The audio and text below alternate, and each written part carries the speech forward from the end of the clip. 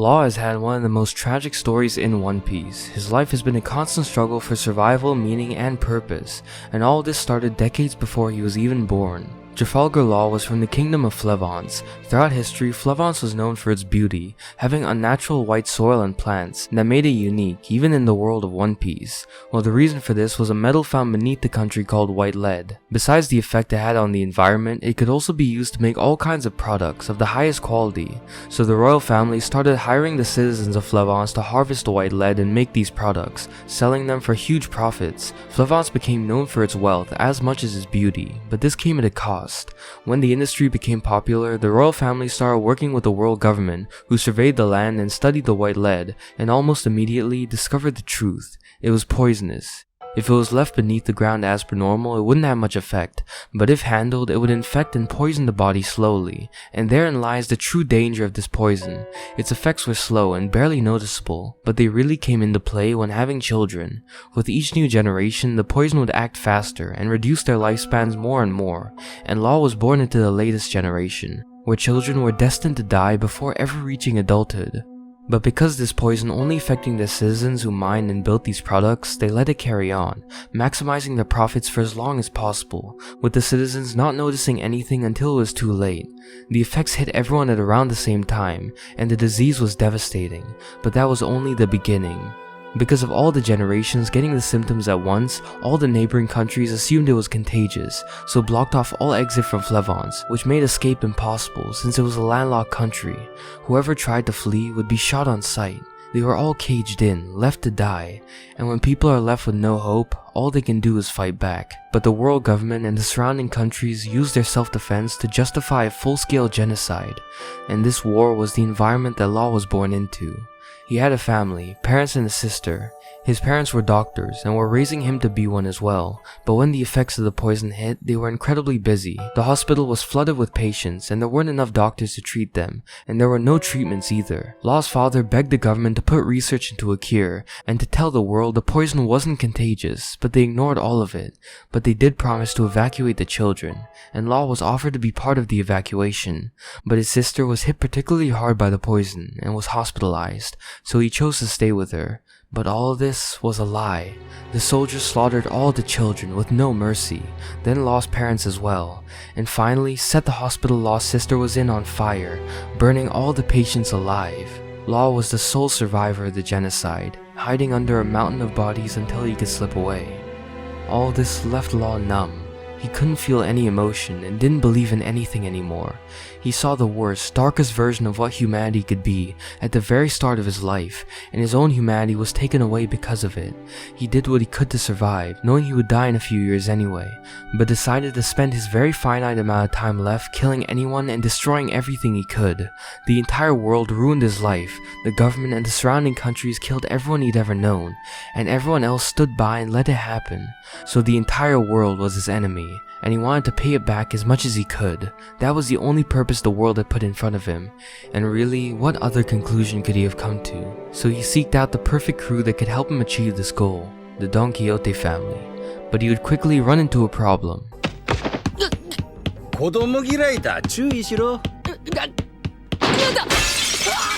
And after this, Law was determined to kill Corazon. He tried the first chance he got, stabbing him in the back.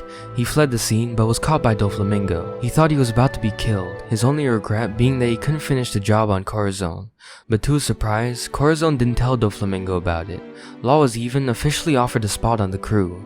Cora lied and said his injury was from an enemy. He protected Law's life, even after he tried to kill him, and Law had no clue why. Doflamingo told Law that even though he only had 3 years to live, they dealt in devil fruits, and during that time, they would try and find one to cure his illness, and that he planned to make Law his right-hand man in the future. The reason why was his horrible past, and the worldview he had because of it.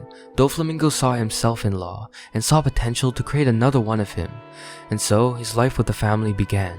He was fully ingrained in their operations, going on missions and being trained by all the members personally. One day, he was asked what his real name was, and he revealed it was Trafalgar D. Water Law. Corazon overheard this and quickly pulled him aside, and said that if he really had the initial D, he needed to get away from Doflamingo immediately. He then revealed he had the calm fruit with the power to create silent barriers where no sound could enter or leave, and then explained that he was only with the crew to prevent his brother's rampage. He revealed the danger and evil of Doflamingo, and he said that Law couldn't become a monster like him, but Law said that was what he wanted. His only goal was to take revenge on the world that destroyed his life, and being in the Donquixote family was the way he could do it, that he would die in a year anyway, so this was the only purpose he had. So he ran from Corazon, saying he would expose him, but Law paid back the favor he owed him by being spared 2 years before, and Corazon took this chance to kidnap Law and find a way to cure his illness, but Law was adamant that it was impossible. He saw his father try for years with no success,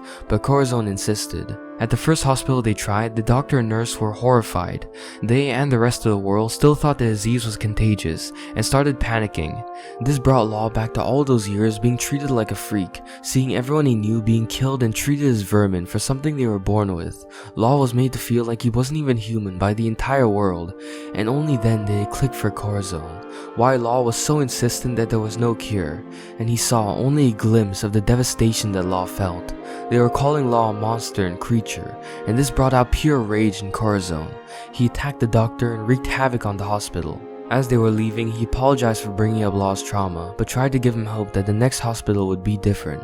But none of them were, and Corazon took out all of his anger on these people for treating a child like he was subhuman. But eventually, he had to accept that there was no cure. He felt horrible for making Law relive the horror of his past over and over. He started wondering if he was doing it because Law had the initial D, but it wasn't about that. Ever since he first heard Law say he was going to die, he felt horrible for a child who'd only known suffering. Even when Law stabbed him, he didn't hold resentment, because Law was feeling that pain for his entire life. Law overheard him say all of this and burst into tears. This was the first time since his parents died that anyone truly understood what he went through and actually loved him. But when it seemed like there was no hope for him to be cured, Doflamingo called and said that they had intel on the Opiopi no Mi, and this was exactly what they needed. It was the only known fruit that could cure Law. It could alter the human body in countless ways, but only someone with medical knowledge could make the most of it, which was why it was perfect for Law.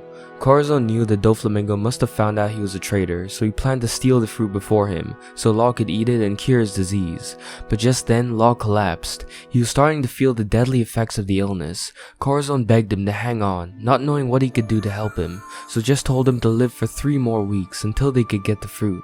Finally, they arrived. Corazon wreaked havoc and fought through the entire crew, and in the end he was able to steal the fruit. But Law still didn't believe his disease could be cured. His entire life had taught him that lesson, but Corazon refused to believe it and forced him to eat the fruit.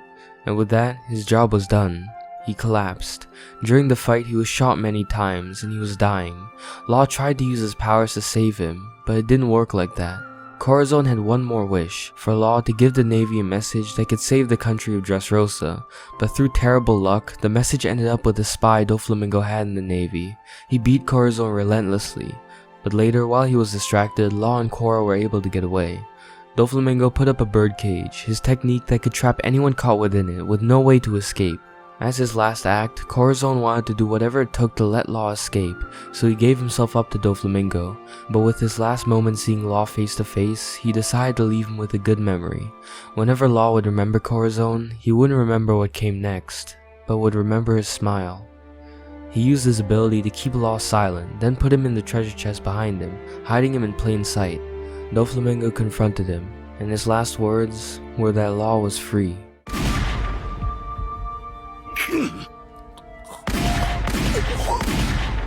Law cried his eyes out, but thanks to Cora, no one could hear it. But this ability would die with him, so he had to stay alive just long enough for Law to escape.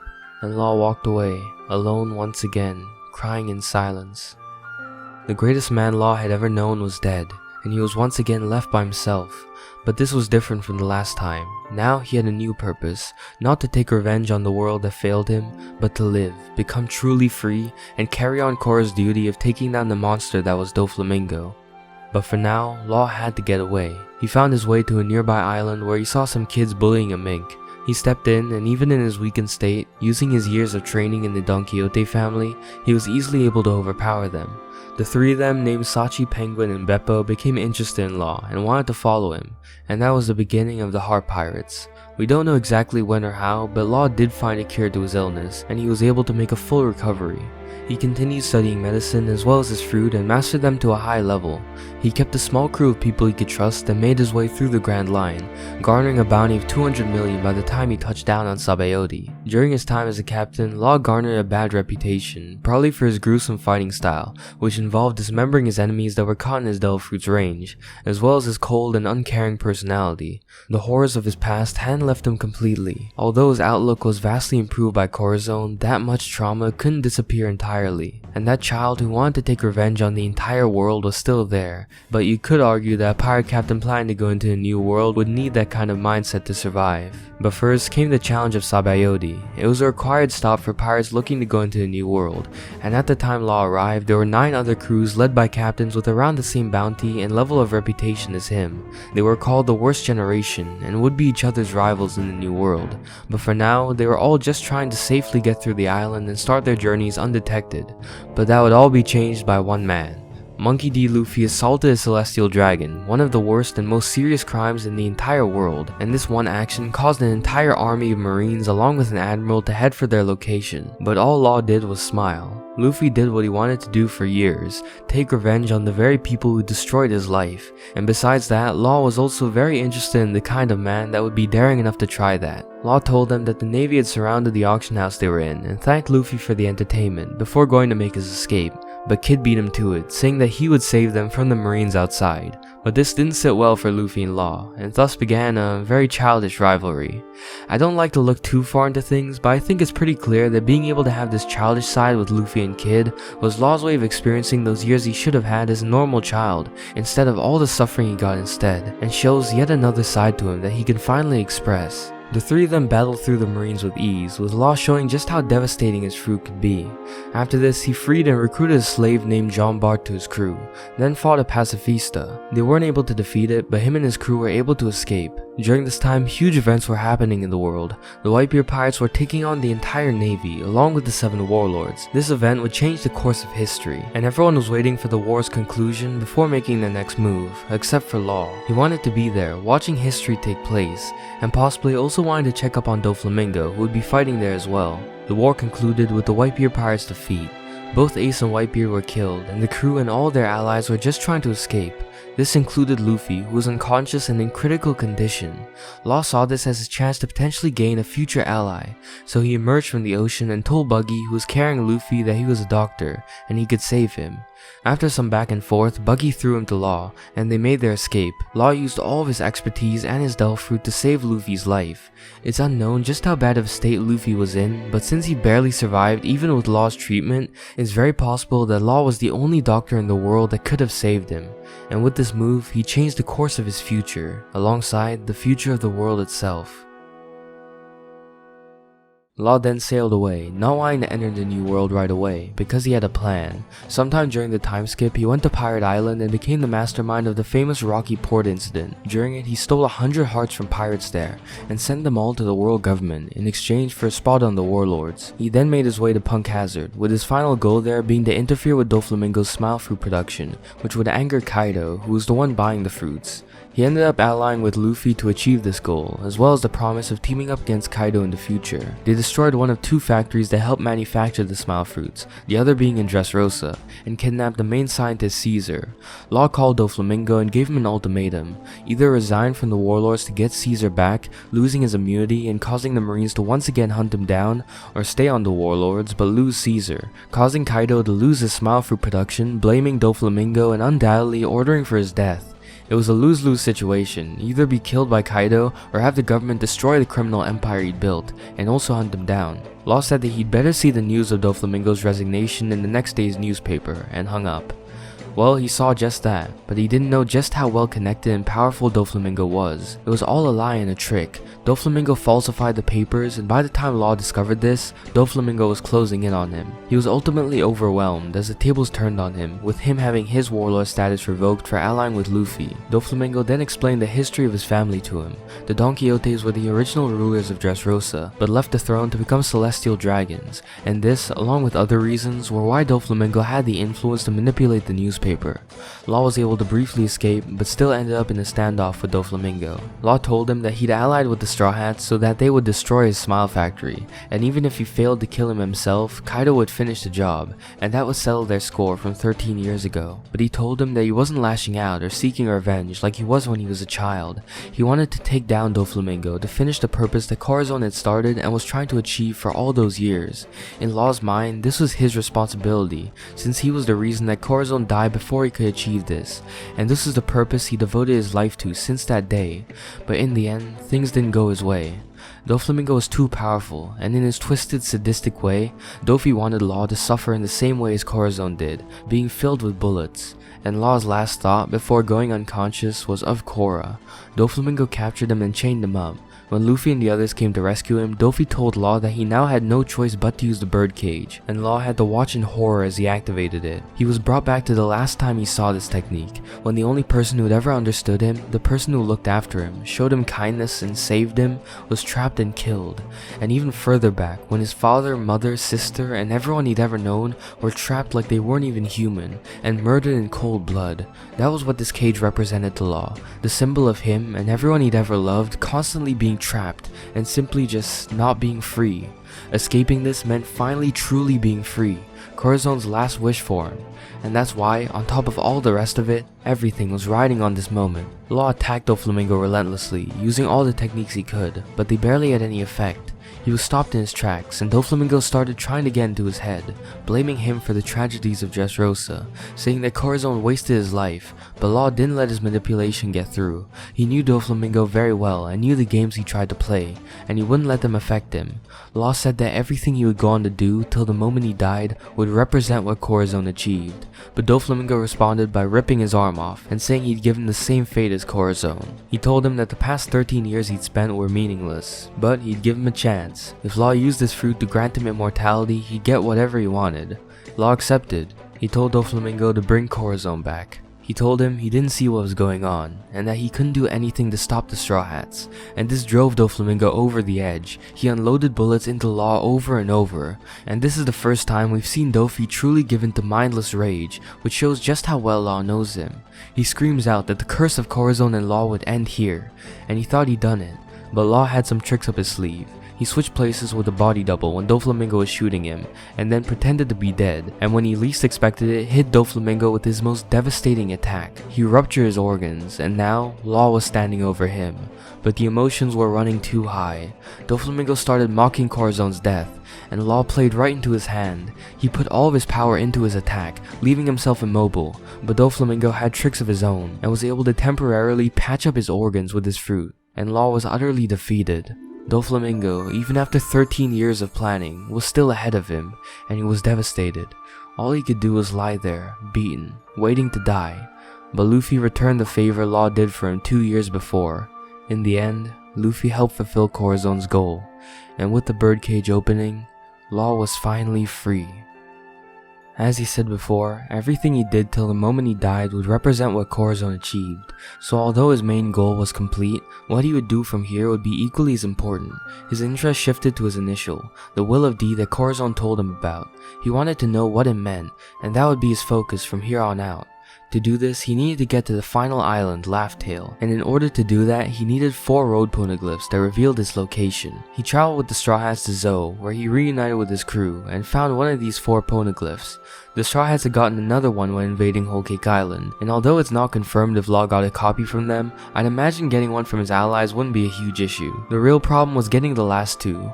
One of them was in the possession of the strongest creature in the world, Kaido, and the other one hadn't been seen since Goldie Roger found it over 22 years ago. So, with only one clear path ahead, Law now had a good reason to fulfill his promise of taking down Kaido that he made to Luffy. But there was a major complication. Big Mom.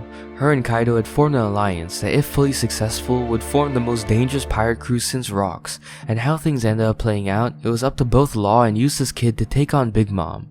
She was an absolute powerhouse, as expected of an emperor that had kept her place for over 3 decades, but Law's fruit proved incredibly useful. He was able to utilize it in crafty ways to gain the upper hand, and deal immense damage to her. In her words, it had been decades since she felt pain like this, but she would show them what it meant to be an emperor. But Law responded that he needed to take down monsters like her to reach his goal of uncovering the meaning of the Will of D. And so, all 3 of them fought for their goals, dreams, and lives. And with all things in this world, the times change, and the new era must come. Kid and Law had Big Mom on the ropes, and to finish the fight, Law used his fruit to recreate Corazon's power, not allowing any sound to leave Big Mom's mouth, preventing her from giving orders to her subordinates. And without being able to defend herself, Law and Kid delivered the final blow. And they'd made history, defeating the longest reigning emperor alive. And Law did it with Corazon's technique, and he did him all the justice in the world with it. After fighting for his life, Law took a while to recover, but after changing the world with Luffy and Kid, he'd gotten a huge bounty increase to 3 billion. He was now at the front and center of the pirate world, and with that, every major pirate and marine would take notice and start gunning for him. And unfortunately, he couldn't have gotten worse luck when choosing where to go next, cause he happened to sail towards Winter Island, where Blackbeard was waiting to ambush either him, Kid, or Luffy. He had to fight 2 emperors back to back, and unfortunately, his power wasn't at that level. He fought a competitive fight, doing some major damage to Blackbeard, but it wasn't enough. Blackbeard destroyed his ship, decimated his crew, but luckily he was saved by Beppo right before Blackbeard could capture him, as Law had saved Beppo all those years ago, and they swam away. Law told him to go back for the crew, but Beppo promised that they'd survive, and their journey wouldn't end there, and that's where it's left. Law has gone through lifetimes worth of suffering, heartbreak, and pain up to this point, and things keep going up and down for him. But his journey has not come to an end. He still has more to give, and more to live for. He isn't that kid that wanted to destroy the world anymore. He's regained his humanity that the world tried to take from him, with help from his friends, allies, and of course Corazon. And as Law said, until the moment he died, everything he accomplished would be the proof of Corazon's achievement. And I can't wait to see what that ends up being.